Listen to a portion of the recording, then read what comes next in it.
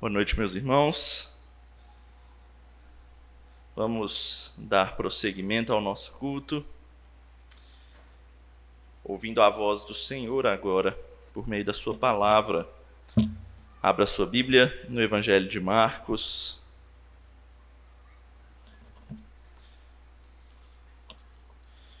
Estamos chegando ao capítulo 5 agora. Vocês vão ver que ele vai passar voando.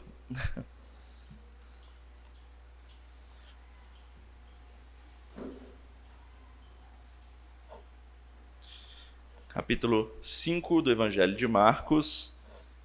Nós vamos hoje tratar da porção dos versos 1 a 20.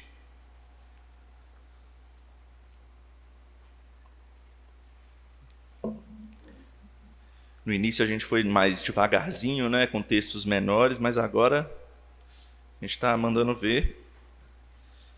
Marcos 5, de 1 a 20. É a porção do texto da palavra de Deus dessa noite. Acompanhem com atenção a leitura que eu vou fazer da palavra de Deus.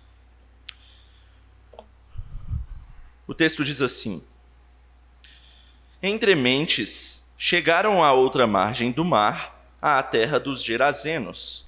Ao desembarcar, logo veio dos sepulcros ao seu encontro um homem possesso de espírito imundo, o qual vivia nos sepulcros e nem mesmo com cadeias alguém podia prendê-lo, porque, tendo sido muitas vezes preso com grilhões e cadeias, as cadeias foram quebradas por ele e os grilhões despedaçados, e ninguém podia subjugá-lo.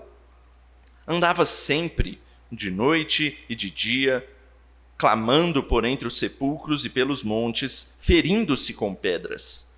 Quando de longe viu Jesus, correu e o adorou, exclamando com alta voz: Que tenho eu contigo, Jesus, Filho do Deus Altíssimo? Conjuro-te por Deus que não me atormentes. Porque Jesus lhe dissera: Espírito imundo, sai desse homem. E perguntou-lhe: Qual é o teu nome? Respondeu ele: Legião é o meu nome, porque somos muitos. E rogou-lhe encarecidamente que os não mandasse para fora do país.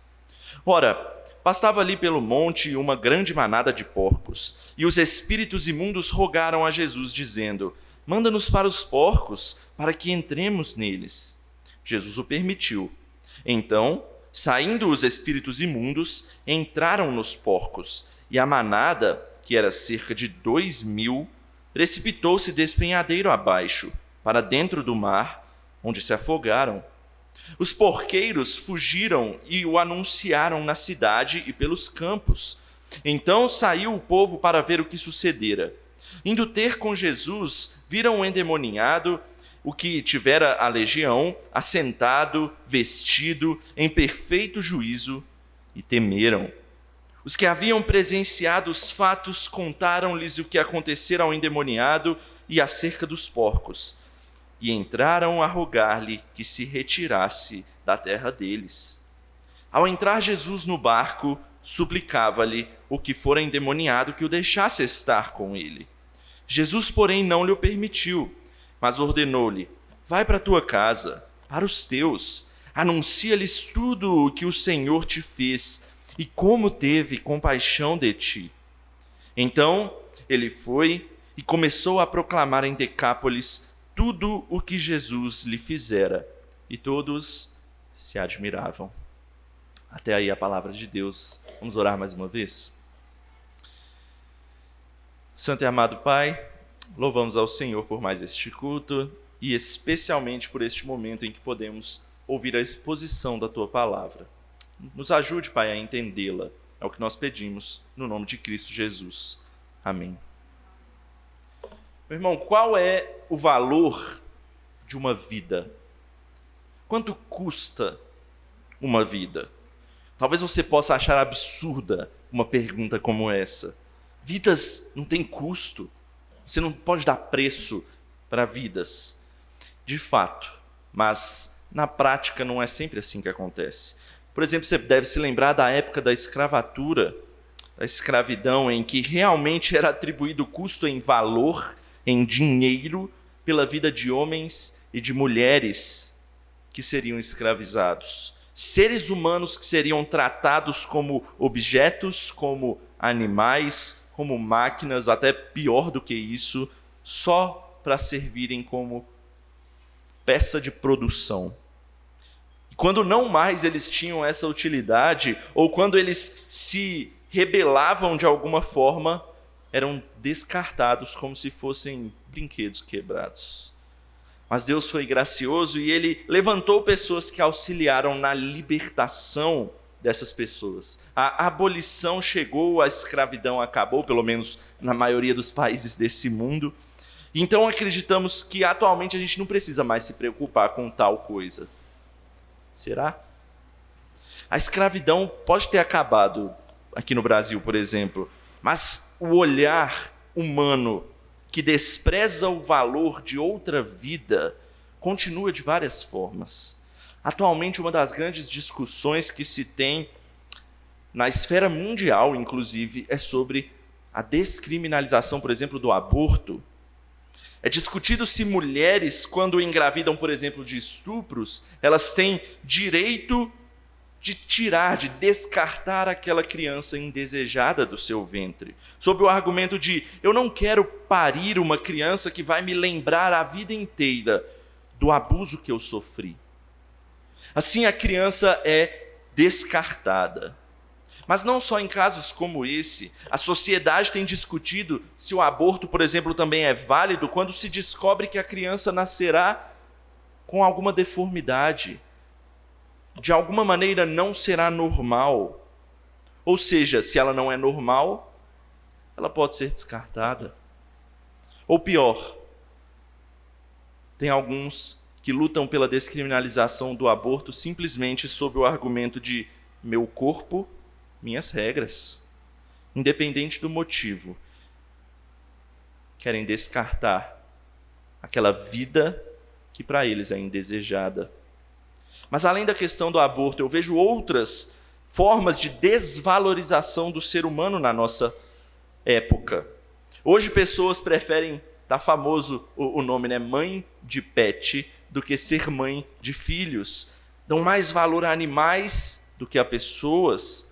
As redes sociais, por exemplo, fizeram com que tragédias com vidas humanas, ao invés de se importar com aquelas vidas, se tornassem motivo de engajamento social.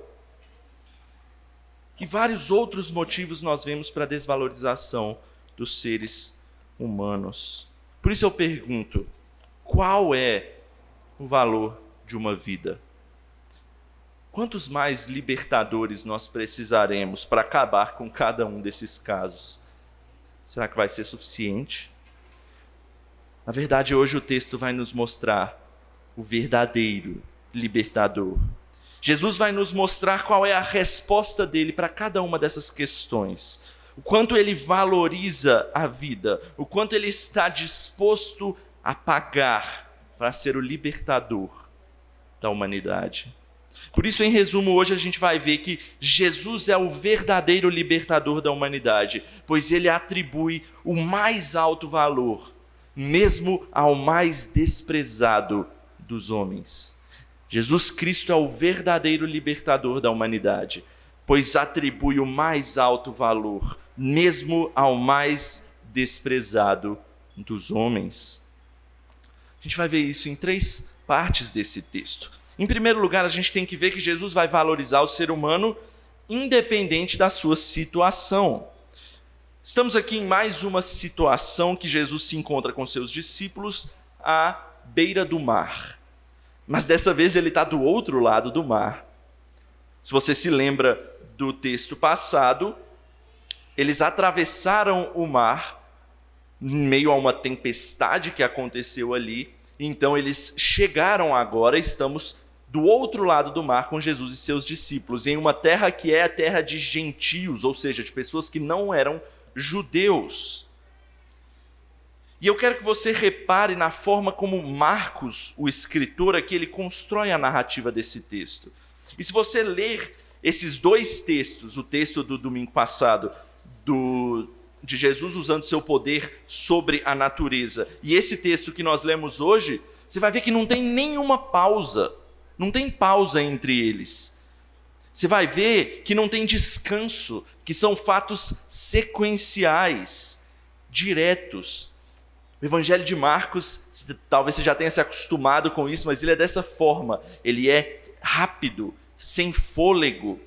Eles acabaram de passar por uma tempestade, e o verso 2 diz que ao desembarcar, logo ali, na hora que eles saíram da tempestade, desembarcaram do barco, um homem possesso vem ao encontro deles.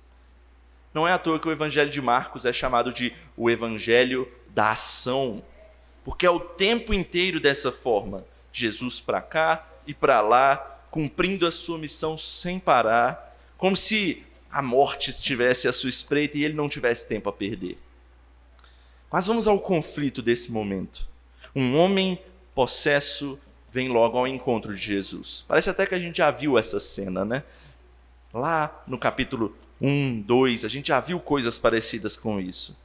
E aqui você precisa reparar na ênfase que o evangelista vai dar à situação deplorável que aquele homem se encontrava. Veja aí a partir do versículo 2, como o evangelista descreve. Ao desembarcar, logo veio dos sepulcros ao seu encontro um homem possesso de espírito imundo, o qual vivia nos sepulcros e nem mesmo com cadeias alguém podia prendê-lo. Porque tendo sido muitas vezes preso com grilhões e cadeias, as cadeias foram quebradas por ele e os grilhões despedaçados, e ninguém podia subjugá-lo. Andava sempre, de noite e de dia, clamando por entre os sepulcros e pelos montes, ferindo-se com pedras.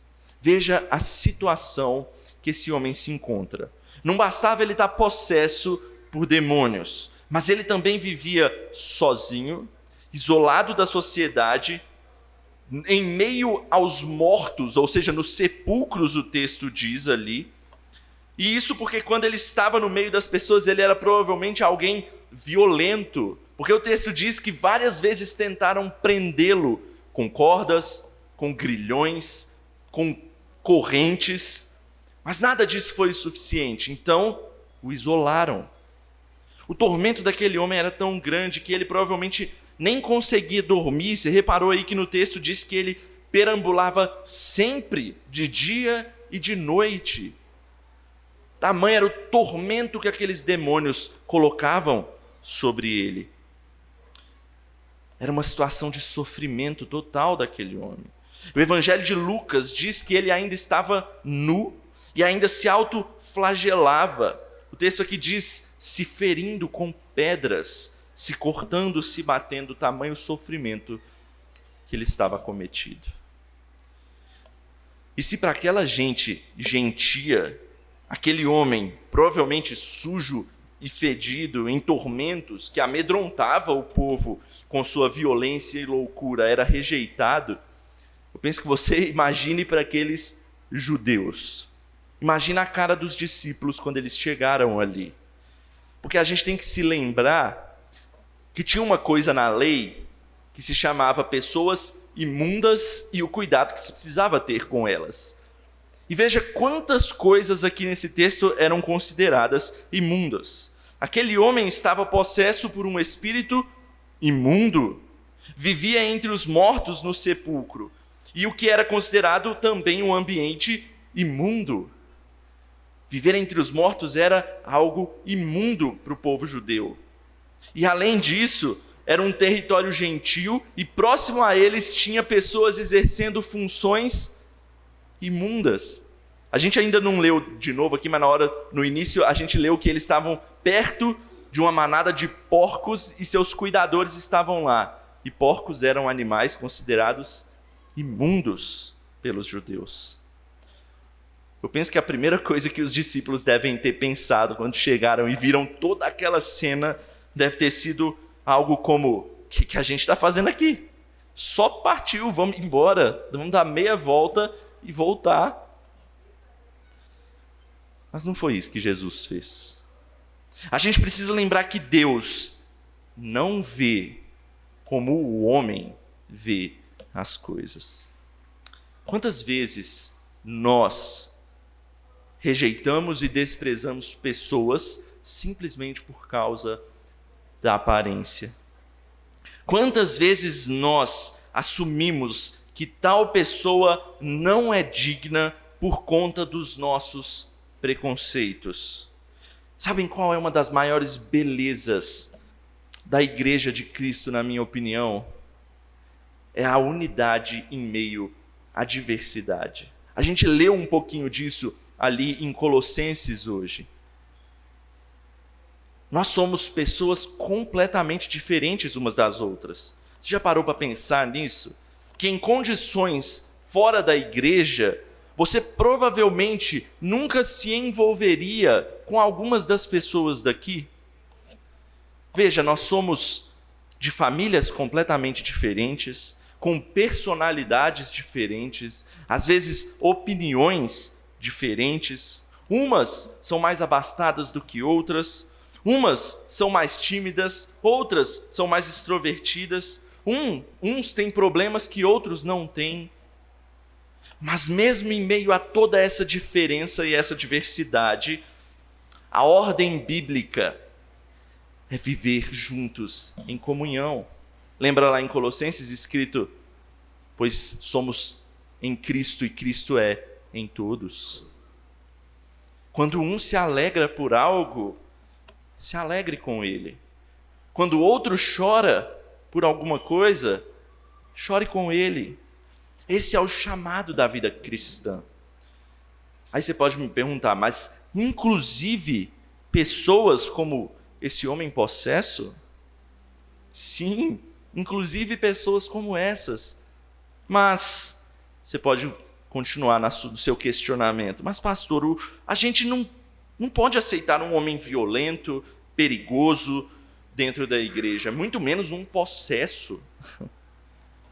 É verdade que as pessoas, elas precisam estar minimamente adequadas para estar na igreja. Elas precisam de algumas mudanças antes. Mas perceba que o ensino de Cristo não está falando disso aqui. Aqui a ênfase é para que nós não desprezemos qualquer pessoa por causa da sua situação. A pessoa pode ser um possesso, pode ser um violento, mas não é por isso que eu vou desprezar aquela pessoa e achar ela uma pessoa indigna, que não tem o valor de receber o Evangelho de Jesus Cristo.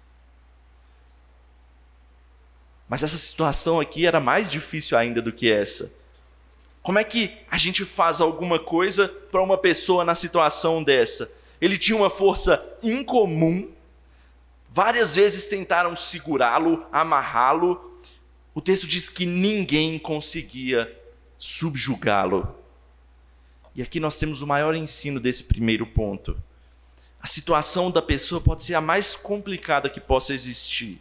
Ela pode ser um assassino, como o apóstolo Paulo era. Ela pode ser um ladrão digno da cruz. Mas mesmo assim, nós sempre podemos oferecer a elas algo, pois diante de Deus, qualquer pessoa tem a mesma necessidade. Nós podemos oferecer a mensagem do Evangelho de Jesus Cristo.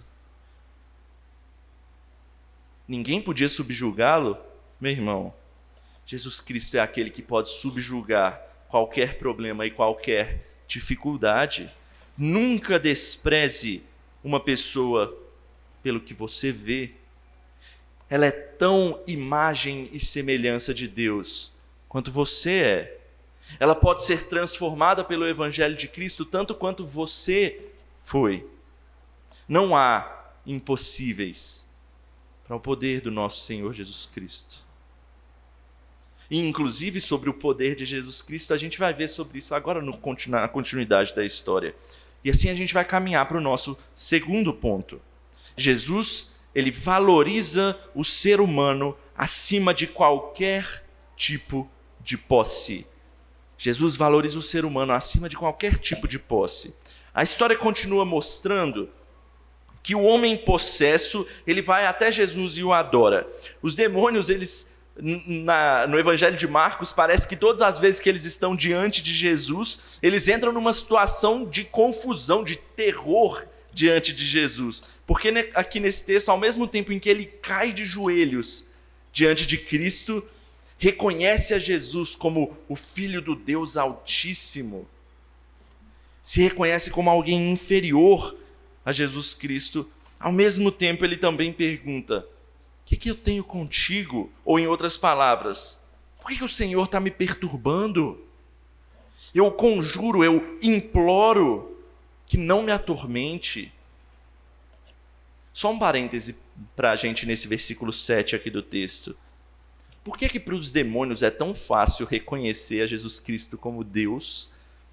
E para os discípulos que já viram de tudo, eles viram inclusive o Senhor Jesus no texto anterior subjugando a natureza, e no final, ao invés deles reconhecerem, o que eles fazem? Quem é esse? Por que é tão difícil para nós, seres humanos, reconhecermos a divindade de Cristo?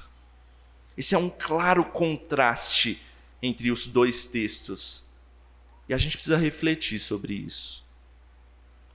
Mas voltando, por que o demônio tem essa reação diante de Jesus? Essa confusão toda que aconteceu? A resposta está no próprio texto, veja aí no verso 8. Porque Jesus lhe dissera: espírito imundo, sai desse homem. Ou seja, Jesus ele já tinha agido de alguma forma ali para expulsar o demônio daquele homem. Mas o interessante nessa história é que Jesus, por algum motivo, permite que aqueles demônios resistam a essa expulsão, pelo menos por um pouco. Pelo menos por um pouco de tempo, os demônios não saem de uma vez, eles ficam e ainda conseguem questionar e conversar com Jesus. E aí vem uma nova pergunta: por que é que Jesus está dando tanta liberdade para esses demônios?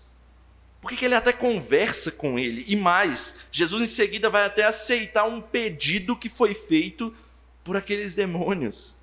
Por quê? Essa é uma pergunta difícil para nós, mas eu creio que a melhor resposta é que isso quer dizer que o propósito de Jesus é um propósito de ensino.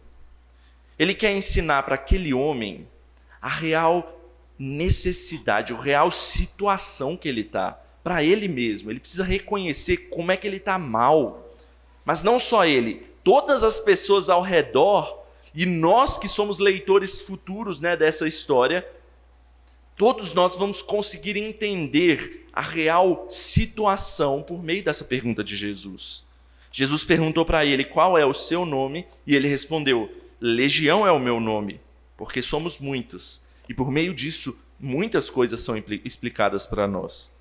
Primeiro, uma legião era um nome dado a um grupo de soldados do exército romano, que normalmente tinha por volta de 6.000 guerreiros, 6.000 soldados. Isso não quer dizer que o cara estava com 6.000 demônios no corpo dele, não.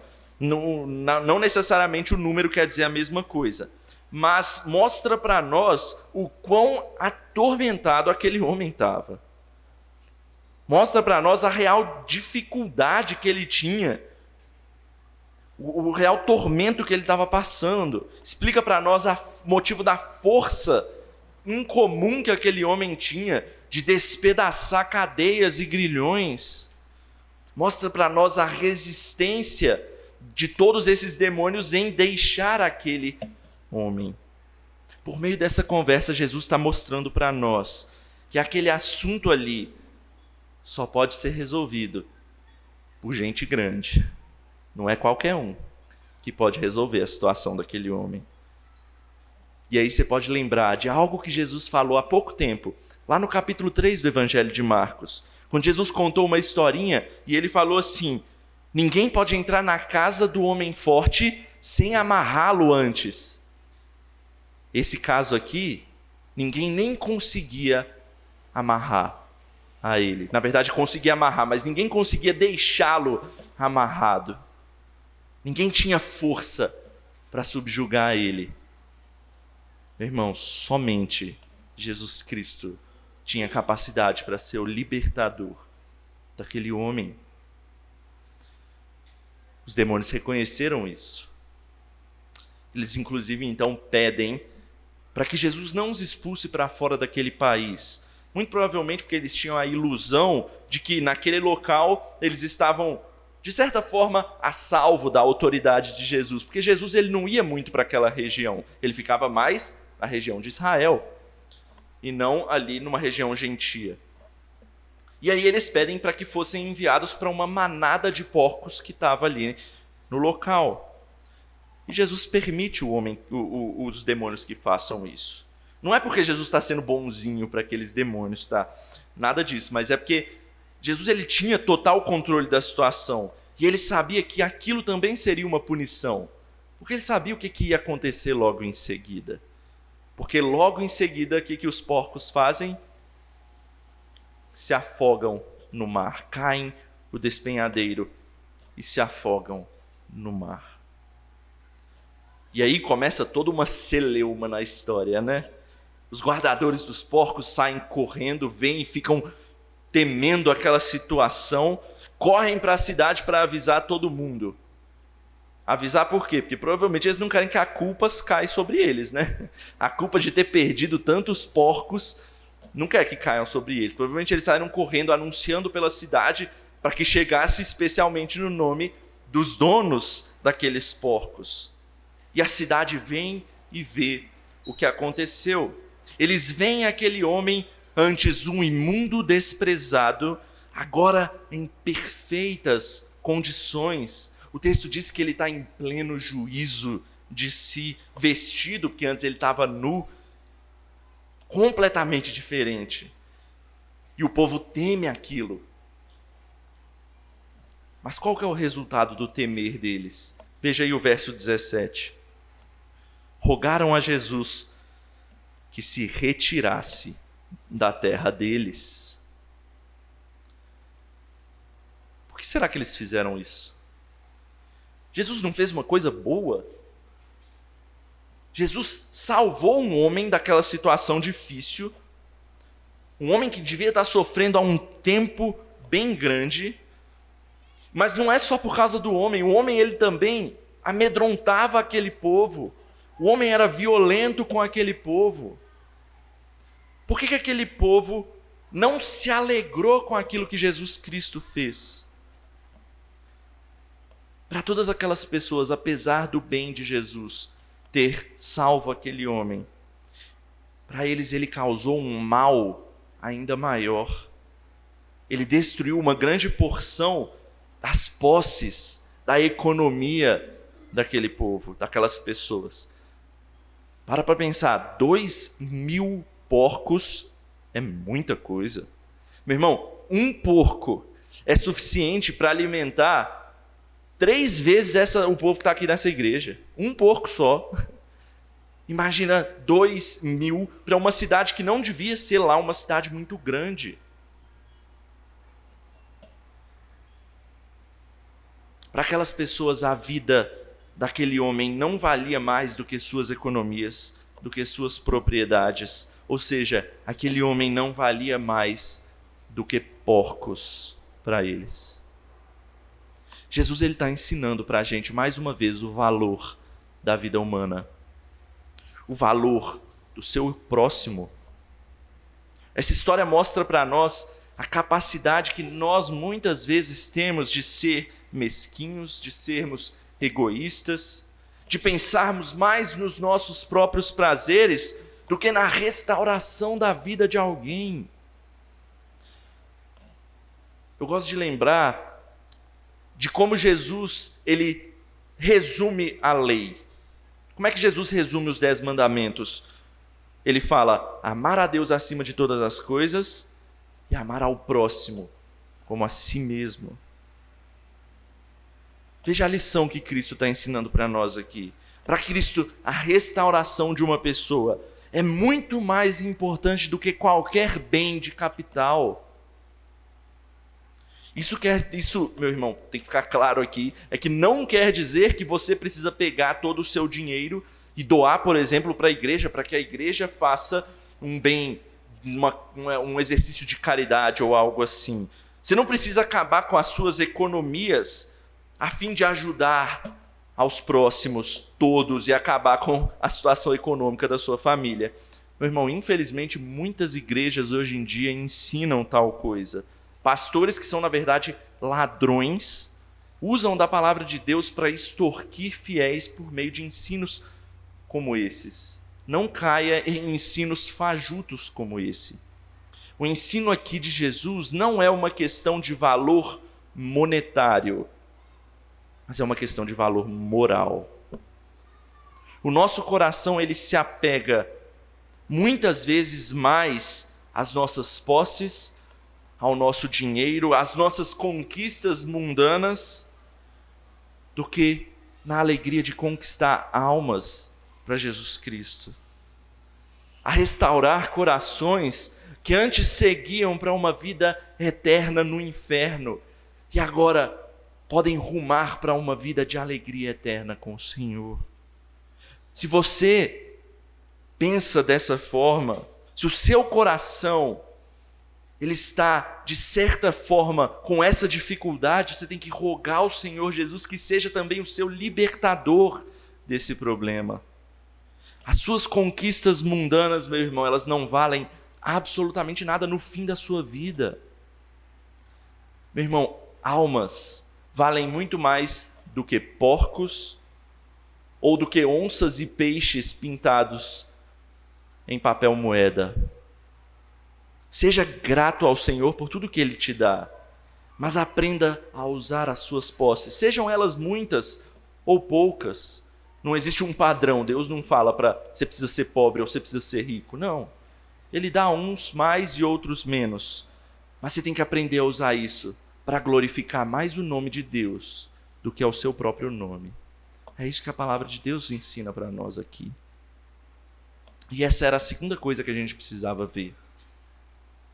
Mas ainda há uma terceira. Em terceiro lugar, a gente vai ver que Jesus ele valoriza o ser humano mesmo diante de sua constante recusa a Ele. Jesus ele valoriza o ser humano mesmo quando ele é rejeitado por Ele. Veja aí o fim da história. Os habitantes daquela região, eles tinham que rejeitado ou expulsado Jesus por aquilo que tinha acontecido, é o que diz no verso 17. E o que Jesus faz?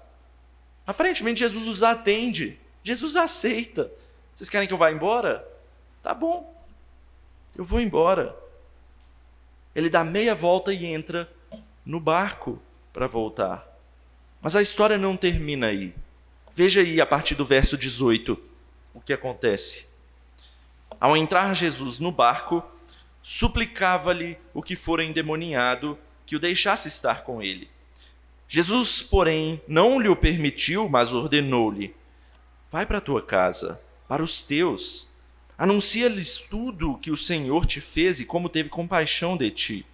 Então ele foi e começou a proclamar em Decápolis tudo o que Jesus lhe fizera, e todos se admiravam.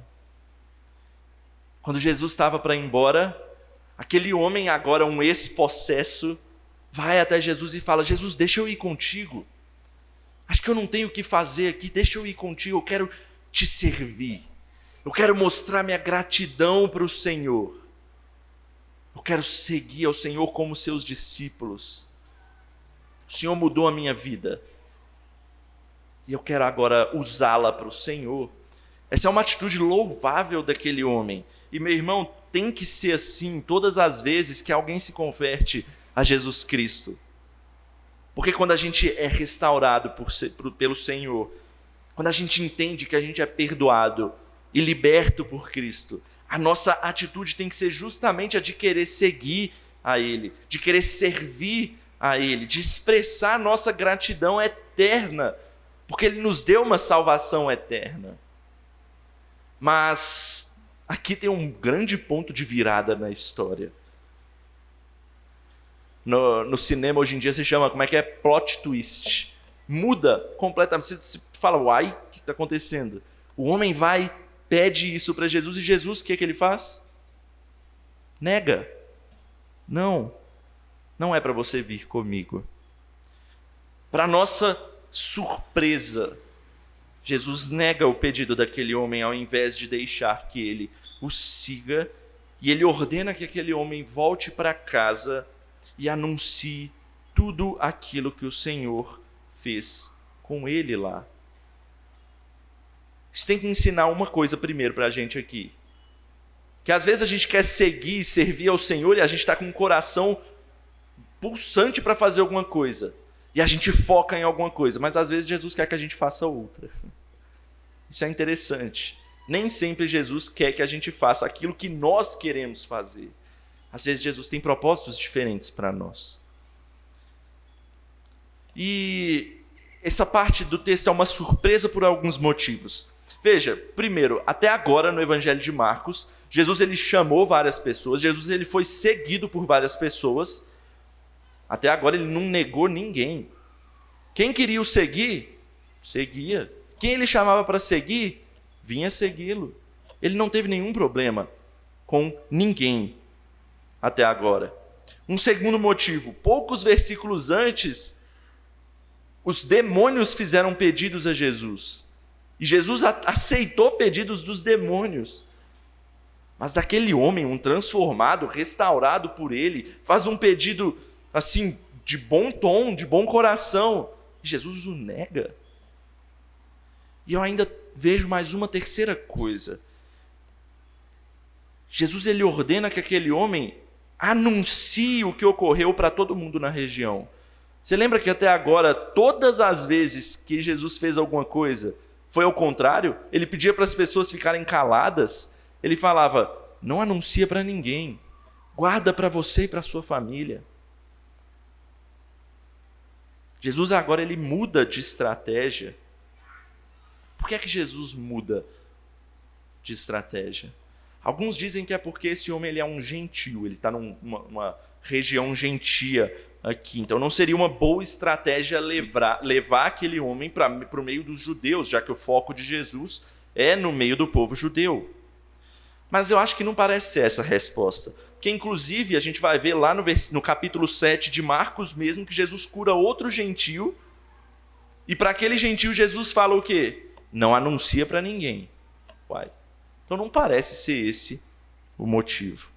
O motivo mais provável aqui para nós é que como Cristo ele foi expulso daquela região, ele não ia mais pregar ali naquela região.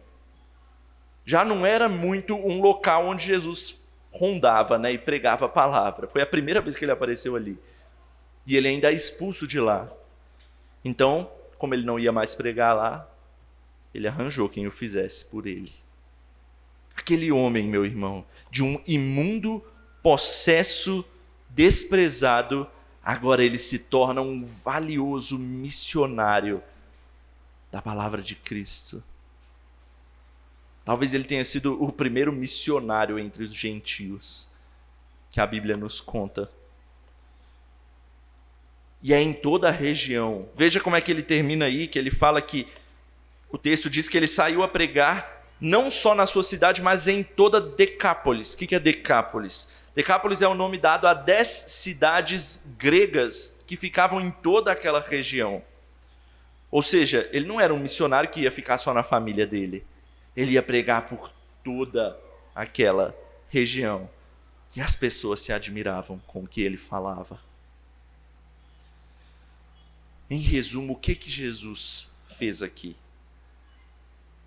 Em primeiro lugar, ele atendeu o pedido da população para ir embora. Vocês querem que eu vá? Eu vou. Vocês estão me rejeitando? Tá bom. Mas mesmo quando aquelas pessoas abandonam Jesus, Jesus não as abandona espiritualmente falando. Ele deixa aquele novo homem transformado por ele como porta-voz dele mesmo naquele local. A gente poderia pensar, bem, já que aquelas pessoas recusaram os atos e as palavras de Jesus ali, nada mais justo do que abandonar eles. Mas Jesus Cristo não é assim. Ele dá valor mesmo a homens que os rejeitam. E essa é a história da redenção, meu irmão. O que Cristo faz é prover salvação a homens que o rejeitaram, que se voltaram contra ele mesmo, a ponto de colocarem ele para morrer numa cruz. Você já parou para pensar que Cristo, ele atendeu, igual aqui, ele atendeu o pedido da humanidade? A humanidade estava lá, na frente dele, gritando: crucifica-o, crucifica-o. E o que Cristo fez? Ele atendeu o pedido. Ele morreu. Mas espiritualmente falando, meu irmão, Cristo continuou de braços abertos, pronto para receber todo aquele que cresce na sua palavra. Tal como aquele homem, outros pregariam, os seus apóstolos, outros discípulos, até chegar em nós, e nós agora somos como esse homem, que pode levar a palavra de Cristo para transformar novas vidas. Vidas de quem hoje está rejeitando a Ele, mas a nossa palavra mostra que Ele continua de braços abertos para receber aquele que crer. Meu irmão, nesse mundo, a maioria das vezes que a gente pregar, a gente vai ouvir recusas também. E sabe, até que tudo bem que seja assim, porque a gente não tem o que fazer, a gente não pode coagir pessoas a virem a Cristo, a gente não tem esse poder. Mas uma coisa que a gente sempre precisa deixar bem claro é que as portas sempre estarão bem abertas para pecadores arrependidos. Porque esse é o amor de Cristo pelo seu povo. Ele pode ser recusado, expulso e até morto, mas ele sempre permanece disposto a receber todo aquele que clamar por ele.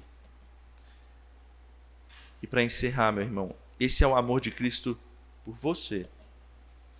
Esse é o valor que Cristo dá para a sua vida. Você não é insignificante para Ele. Alguns poderiam olhar para essa história e dizer que foi um desperdício Jesus ter ido ali. Porque Ele atravessou o mar, ficou um tempo lá e restaurou um. Enquanto todo o resto foi com raiva e expulsou Jesus dali. Você percebeu que Jesus ele nem sequer pregou naquela região, ele não contou uma única parábola, ele não sentou à mesa com ninguém para comer. Ele chegou, se deparou com aquela situação, foi expulso, deu meia volta e partiu. Mas, meu irmão, a vida de um só não é insignificante para Jesus. Para Ele vale a pena transformar a vida daqueles que precisam. E eu não digo isso porque a gente tem algum valor ou mérito por nós mesmos. Se você ler a pastoral de hoje, você vai ver exatamente isso. A gente é pó. E para a gente, pó é algo muito ruim. Por exemplo, lá em casa, estraga meus livros todo dia. Aquela poeira naquelas estantes. Poeira, pó. Mas para Deus, meu irmão, pó é aquilo que Ele usa para transformar em imagem e semelhança dEle mesmo. Como a gente leu lá no Salmo de número 8 hoje no culto. Deus tornou o pó em um homem, e esse homem em um pouco menor do que ele mesmo, e de glória e de honra o coroou. Veja que lugar Deus coloca o seu povo. Tem um autor chamado Nathan Wilson, que ele diz assim sobre nós como criaturas de Deus.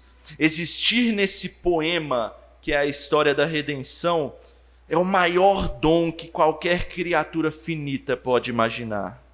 Ser insignificante, mas ainda assim ganhar uma fala, receber cenas minhas e só minhas, cenas em que uma audiência se limita simplesmente ao autor da criação, faz da vida algo grandioso. Meu irmão, sabe quanto vale uma vida? Sabe quanto vale a sua vida para Cristo? Vale a própria vida dele, que voluntariamente se entregou para oferecer salvação. mesmo nós sendo pó como somos, na pior das situações, e até o rejeitando certas vezes, ele continua oferecendo a própria vida dele para você. Ele é o verdadeiro libertador que consegue te tirar das amarras desse mundo. Ele torna a sua insignificância em herança de glória eterna ao lado dele. Se você vale a pena para ele, meu irmão, pare de olhar para as coisas desse mundo e perceba que vale muito mais a pena ele do que qualquer outra coisa.